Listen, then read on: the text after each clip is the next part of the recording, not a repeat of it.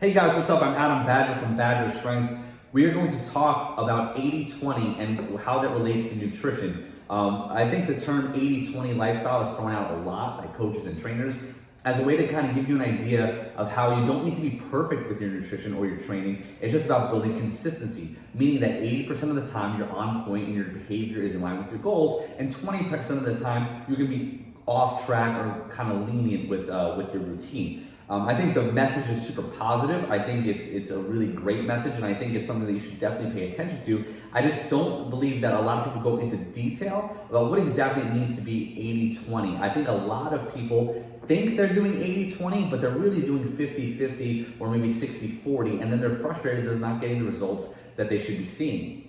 80-20 means that 80% of the time your behavior is in line with your goals. And 20% of the time, you're allowed to be more lenient with your food choices, with your training routine, etc., etc. This does not mean 80% super restrictive diet and 20% binging. That is a huge misconception. I think a lot of people go on a sort of diet and they want to live like the 80-20 kind of lifestyle. And what they do is they diet real hard and they over restrict. And then when you get to that 20%, it's kind of like all out cheat day binge. And then again, this kind of stalls your results. And it's not really helping you develop a healthier relationship with the food you're eating. So we're gonna go over kind of everything today. 80% what that should look like, 20% what that should look like, and then just as importantly, we're gonna go over some tips to help you hit these every day. Now, one important topic that I don't think a lot of people touch on is that 80-20 should be your idea of this is the minimum amount of consistency that you need.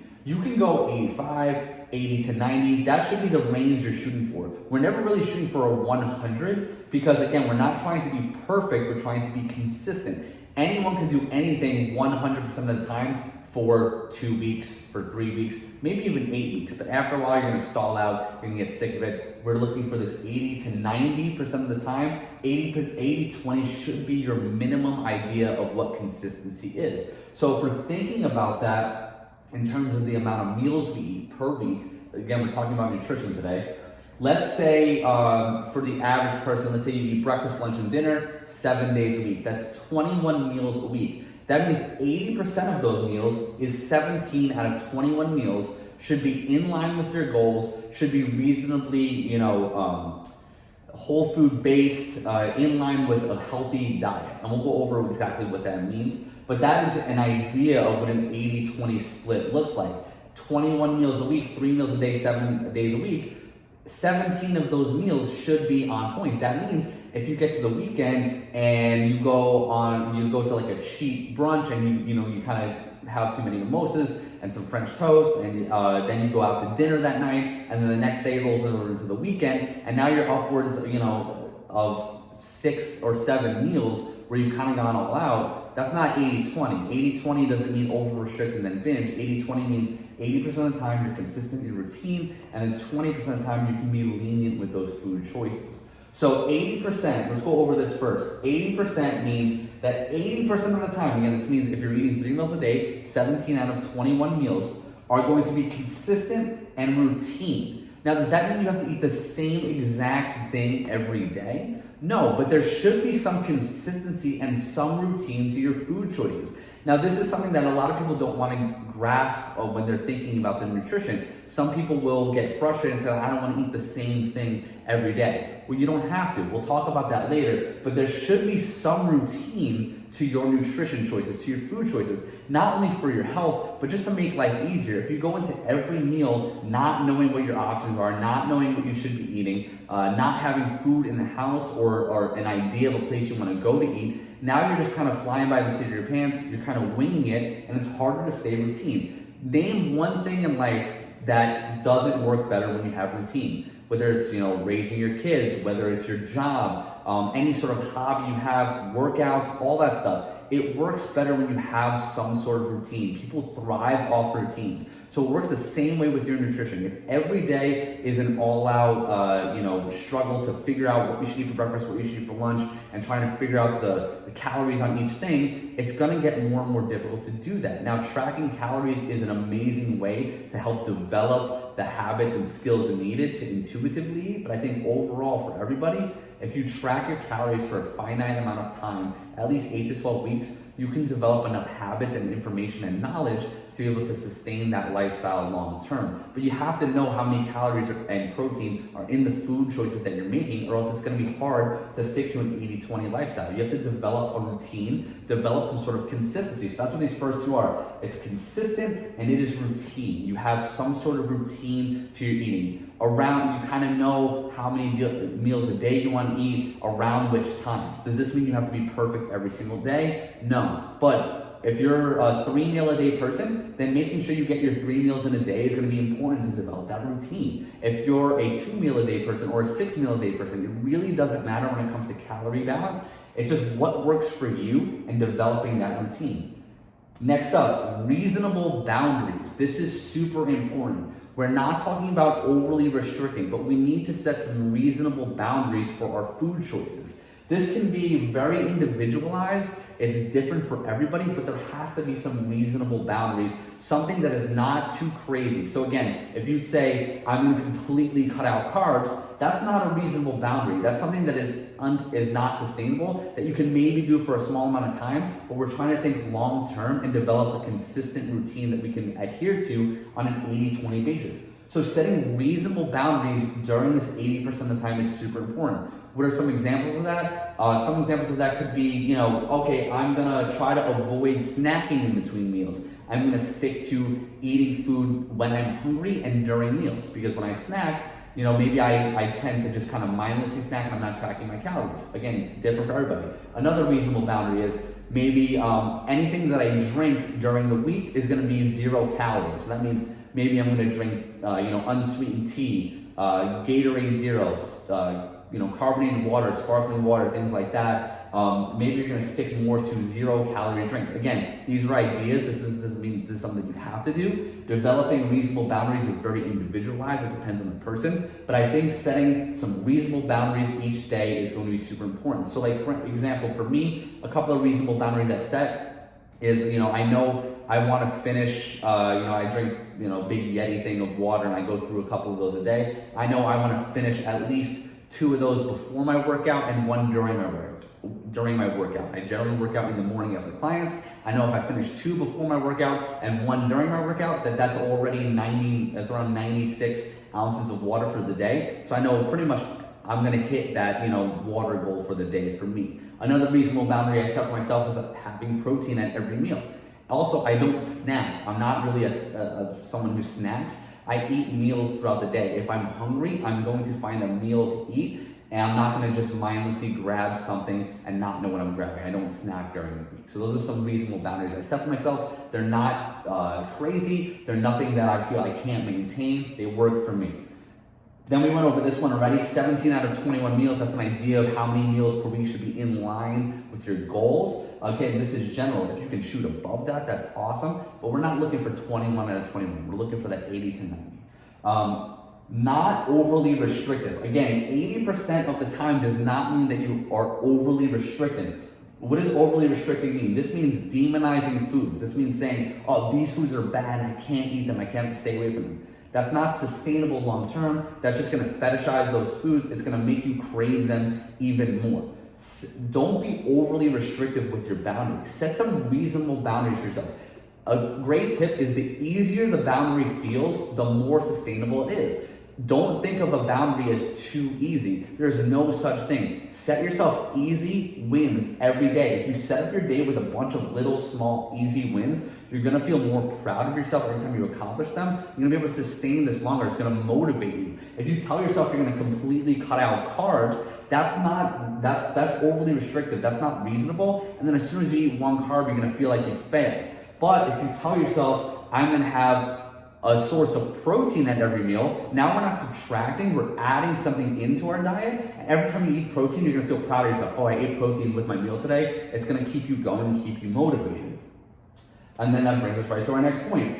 80% of the time, your diet should be protein focused. Now, even if you are vegetarian or vegan, if that's how you choose to eat, that's totally fine. you should still be aware of the amount of protein you're getting. Protein is super important for not only lean muscle support and helping keep lean muscle on your body, which is going to burn more calories, but it helps with muscle recovery. It's also thermogenic, which means that when you eat protein, it takes longer for your body to digest. When your body's digesting food, it's burning calories. Now, is that going to make a huge difference in your calorie burning throughout the day? No, but it's another benefit of protein. Eating more protein, it keeps you full longer, it helps you recover, it helps support lean muscle, it's gonna help you burn more calories at rest and during workouts if you are focusing on your protein. If you're not focusing on your protein, for most people, you're gonna veer towards carbs and fats. Does that mean carbs and fats are bad? No, carbs and fats are not bad, but they don't fill you up as much as protein. They digest a little easier. They're easier to overeat on. So if your goal is a healthy diet with the focus of fat loss, we want to be protein focused with our food choices. Having a source of protein at every meal is a great starting point. Even if you're not ready to start tracking your protein yet, just adding in a protein source to every meal and being aware of around how much protein is in it is going to get you on the right track. Next up, these two kind of go hand in hand. We talked about not being overly restrictive. Sustainable, whatever you choose for your 80% lifestyle should be sustainable. And this brings us right to my next point, and this is super, super important. I hope you're still with me and you're not skipping past this part. Don't go on diets and don't label your nutrition. This is really important. Everyone, is quick to jump on a diet. They think as soon as you call something a diet or you label your nutrition practice, you are automatically setting like a time clock on it. You're already telling yourself that I'm going to do this for a finite amount of time. Don't label it. If someone asks me what do I do for nutrition, I don't have a label for my nutrition. I eat protein focused meals. I eat consistently around this kind of the same foods all week, and I allow myself some leniency on the weekends. There's no label for that. It takes too long to explain. I just make smart choices with my food. I eat foods that I enjoy and that I know are gonna help me perform better in the gym and feel better with my digestion and my overall health. Don't label your diet. Don't jump on diets. This is a huge way to mess up this 80-20 lifestyle, because again, we need this to be routine and it needs to be consistent and reasonable boundaries, not over restrictive. Nothing about that is in line with any fad diet that's out there, okay? So let's focus now, let's move over to the 20%. During that 20% of the time that you are able to be lenient, now what exactly does that mean? This is a very important aspect, because for a lot of people, this 20% of the time can blow up their whole week and mess up their nutrition. So 20% of the time means that you're gonna be a little bit more lenient with your food choices. Now again, this is super important. This is a huge point that people just skip over. If your 80% of the time is reasonable, consistent, routine, it's sustainable, it's not overly restrictive, you're not gonna feel the urge to hit like cheat meals and overindulge and binge on food, because 80% of the time you're making smart choices, eating foods that you like, and allowing yourself to fit in foods that are quote unquote, not healthy. I hate using the words not healthy. Every food has some sort of benefit to it, whether it's for health or whether it's for mental health. So that's an example of that. Let's say, growing up, your mom used to make chocolate chip cookies all the time. So you have an emotional attachment to that. There's something that makes you feel good about eating chocolate chip cookies. I don't expect you to cut out chocolate chip cookies from your diet. What I would like from you is to figure out a way to moderate the amount of chocolate chip cookies you eat and figure out a way to fit that into your 20% of the time, your lenient part of your diet. This way we're not feeling like we're on a diet, we're able to sustain this long term. So I hope this is making sense to you so far. 20% means lenient. It doesn't mean cheat meal. It doesn't mean binge. It means lenient. An example of this is if you're in a routine and every morning you have, let's say, 4 egg whites and a whole egg, and you have a bowl of oatmeal with that. Let's say one morning you want to switch out that bowl of oatmeal and you want to have a bagel with cream cheese instead. That is lenient. That's not a cheat meal. That's not a binge. You're just switching a carb source for another carb source. Maybe the bagel and cream cheese is going to be a little higher calorie, a little higher in fat, but that's okay. It's just being a little bit more lenient, allowing yourself some leniency with those food choices. You can eat that bagel every single day if that fits into your 80%. That's fine. That's the point I'm trying to make. There's no good and bad foods. It depends on the individual. Eating a bagel with cream cheese isn't bad as long as you're fitting it into your total calories of the day. You're eating protein-focused meals, you're not being overly restrictive, you're sticking to those reasonable boundaries. So do you kind of see what I'm saying here? There's no diet here, there's no label. It's just finding a way of eating that works for you most of the time, and then allowing yourself some leniency with your food choices. So during this 20% of the time, this is your time to try those new recipes that you want to try. Try something, going to a cooking class or going to a restaurant and eating out. These are the times that you try those new things, you try the new restaurants. Again, not cheat meals, not binges. It's just being a little bit more lenient, trying some new things, introducing some new foods into your diet. This means that during this 20% of the time, you can replace something that's part of your routine with something that's a little bit more lenient. This doesn't mean that you eat a full day of your normal food and then go for a cheat meal. It means you're replacing some things during this 20% of the time. Again, it's only 20%. That means if you're eating 3 meals a day, this is 4 meals out of the week, you're lenient. If you're asking me, that's pretty sustainable long term. That means 4 times a week you could go out to eat with your friends, try a new recipe, eat some chocolate chip cookies, have that glass of wine. I think 4 meals a week is plenty of time to not feel like you're on a diet, as long as this 80% of the time, I'm gonna keep going back to this, as long as it is reasonable boundaries and it's something that you can sustain and it's not overly restrictive. You're not gonna need more than 3 or 4 meals a week to feel like to allow yourself that leniency. This is your time during this 20% to also eyeball. Again, we're not binge eating, we're not doing a cheat meal, we're not seeing how much food we can fit into our stomach in one meal. We're allowing ourselves leniency, and we're allowing ourselves to kind of eyeball the servings. This means if I go out to eat, during this 20% of the time, I'm not gonna worry about how much oil they use when they cook it. I'm not gonna worry about how big the steak is that I get, or how much meat is on the burger, or if I get fries with that burger. I'm allowing myself some leniency, but again, it has to fit into that 20% of the time. Going back, 17 out of 21 meals if you're a 3 meal a day type of person. This means if on Tuesday night you go out to dinner and you're lenient and you try a new restaurant and you make some reasonable choices, that's part of your 20%. That doesn't mean on the weekend you're like, oh, well, I haven't had a cheat meal all week, I'm gonna have my cheat meal. No, it's just part of your 20%. And then if you have 2 or 3 meals on the weekend that also fits this 20%, totally fine. Again, reasonable boundaries, not overly restrictive. Again, we just talked on this, not binging during the 20%. We're not binge eating, we're not having cheat days, we're just allowing ourselves some leniency. And then this is a huge, huge point right here, is reasonable boundaries. Reasonable boundaries. You have reasonable boundaries during your 80% of the time. You also have reasonable boundaries during your 20% of the time.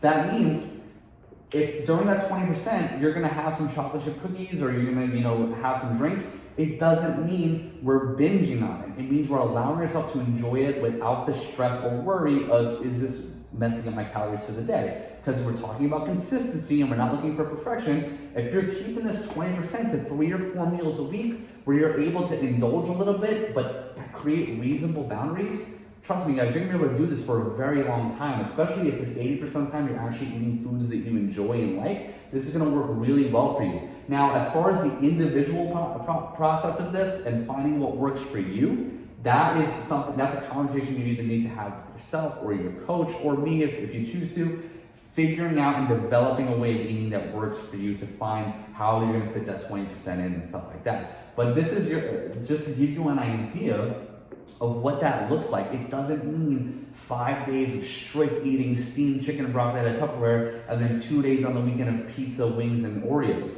It means consistency, finding foods you like that fit into a reasonable calorie balance for the day, protein-focused meals, not dieting, not labeling your eating for performance, eating to fuel your body, eating good whole foods, and then allowing yourself some leniency, 2 to 4 meals a week where you can try some new recipes, you can eyeball the servings, you can go out to pizza, whatever you want to do during that 20%, that's fine.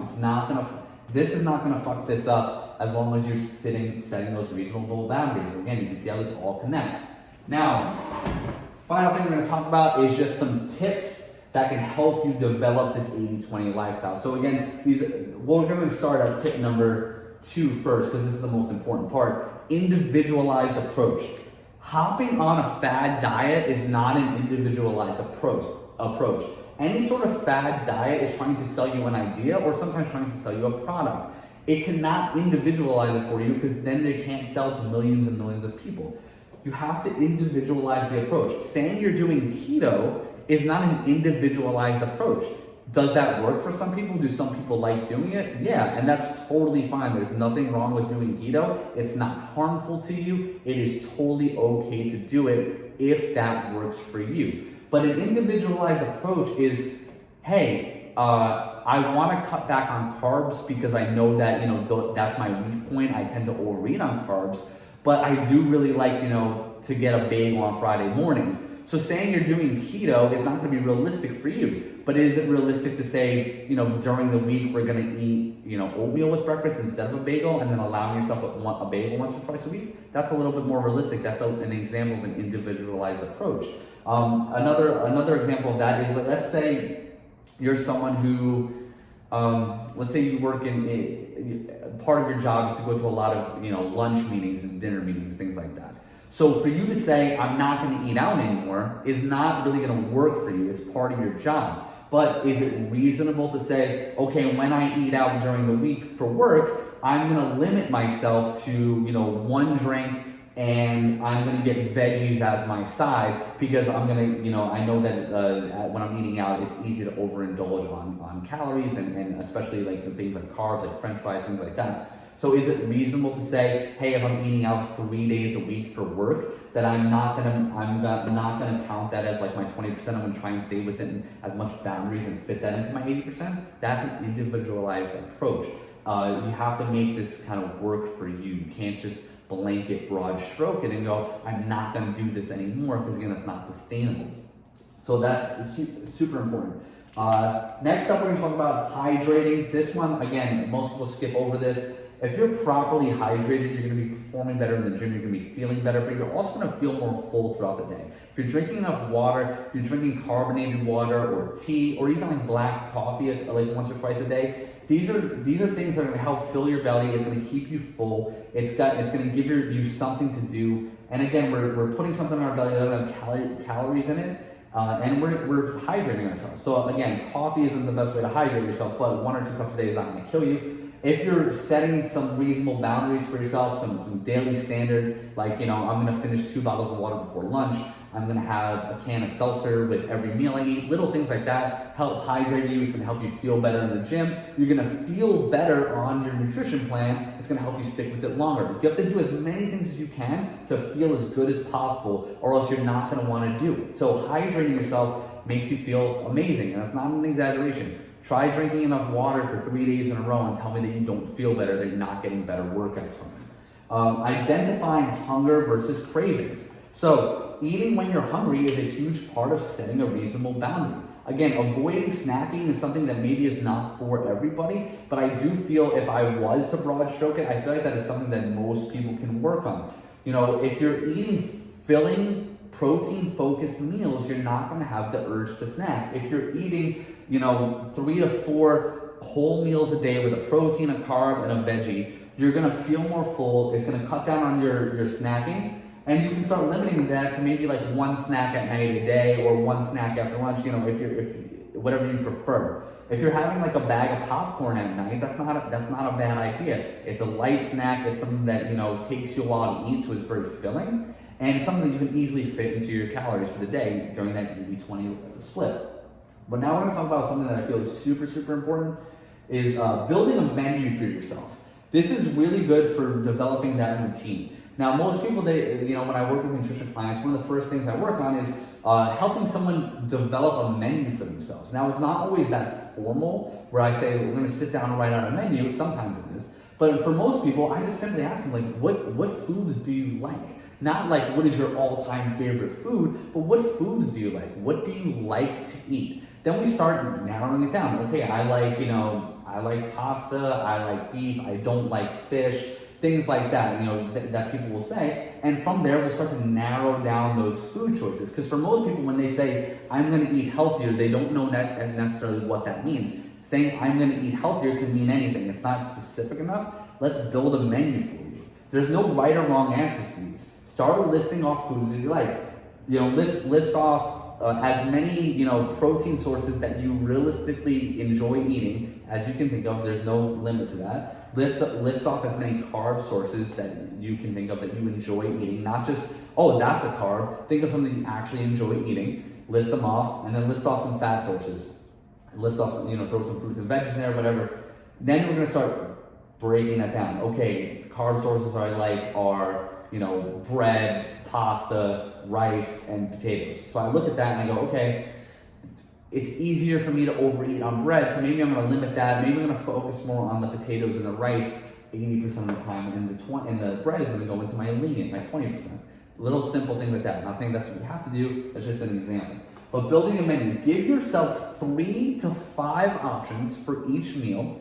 I would say try to cut those options down to as few as possible. I would say 1 to 3 options for lunch and breakfast is ideal, and then giving yourself like 5 options for dinner. This way, Monday through Friday, you can have something different each night is a good idea. Now, options doesn't necessarily mean that the food has to, the source has to be completely different, but it can be different recipes. So for example, let's say you really like salmon, right? That's an example. You can have, salmon with a certain seasoning on Monday, and then maybe on Wednesday you can have like some salmon tacos or something like that, or a salmon salad, something like that. This way you're still eating a food you like. Give yourself 3 to 5 recipes each week. So I'll give you an example of what my week looks like, if you care. Every week I pretty much eat the same thing all week long, and I don't do that because I'm being overly restrictive. It's because these are foods that I like, they're easily fit in my day, and most of all, they're pretty convenient, they taste good, like I like eating them. So, for dinner, we usually have, and it switches the day, but every week we probably have one night, we're gonna have some sort of chicken dish. One night we're gonna have salmon. Sometimes 2 nights we'll have salmon because we like salmon. One night every single week for probably the last year almost, we've had tacos. Not some healthy whatever taco, just plain old tacos, ground beef, tortillas, cheese, regular old school tacos. But I fit them into my calories for the day. It fits into my 80%. I know exactly what I'm eating, but it's a little bit more lenient. So again, we're kind of walking down that gray area. Tacos are more lenient, but they fit into my day. So I just adjust the rest of my day to fit the tacos in on the nights that I know we're gonna have them. But I build a menu for myself. Every week I know exactly the options I have for dinner, and I might switch up the days, and then maybe every couple of months we'll throw something new in the rotation and take something out if me and my wife are getting sick of it. But realistically speaking, we eat pretty much the same dinners each week. It just rotates on the day it's on, and it's not this strategic plan where I sit down at the beginning of the week and I have a calendar and I mark, what day I'm gonna be eating each meal. It's just, that's the food I buy. I don't buy extra food that is gonna just tempt me into eating it. I'm not gonna buy bags of frozen French fries or frozen pizzas and keep them in my fridge and then have to make that choice every day. Leave yourself little choices, Don't give yourself a ton of variables. Don't make room for yourself to make excuses. Don't buy food that you know is going to tempt you. Just keep it out of the house. Save it for that 20%. But build a menu for yourself, guys. Give yourself 1 to 3 options. I'd say 2 options for breakfast and lunch is plenty. So for instance, for breakfast for me, every morning I'll generally have like a good serving of like egg whites, and I'll have oatmeal, and I'll usually mix in brown sugar and honey in the oatmeal, and maybe I'll have some toast with that. That's like a standard day-to-day breakfast for me. Now, once in a while, I might, be in a rush, so maybe I'll just have the oatmeal and I'll throw a scoop of protein in it. Maybe I'm in a rush one day and I have just a protein shake and I just have the toast with it because that's the fastest option for me. But again, that's like 2 to 3 options, and I stick to that all week. I'm not eating Eggo waffles one day and a bagel the next and pancakes the next and an egg sandwich the next. I stick to that 5 days out of the week, sometimes more. And on the weekends, I allow myself that 20%, a little bit of leniency. Breakfast on a Saturday morning is a little bit more lenient for me. And then for dinner, 5 options is plenty. Rotate through them and pull one out and try a new one every once in a while. But you gotta leave yourself no room for excuses and don't give yourself a ton of variables. So I know this is a super long video. If you watched it, I'm genuinely positive that you got some value out of it. So if you did, I'd like to hear what you learned. Anything I didn't touch on that you might wanna hear about, just shoot me a comment, shoot me an email or a direct message. If this helped at all, I'm glad if you stuck with me for this full, I think it's 30-minute video. I genuinely appreciate it. Let me know your feedback, guys. Hope this helped.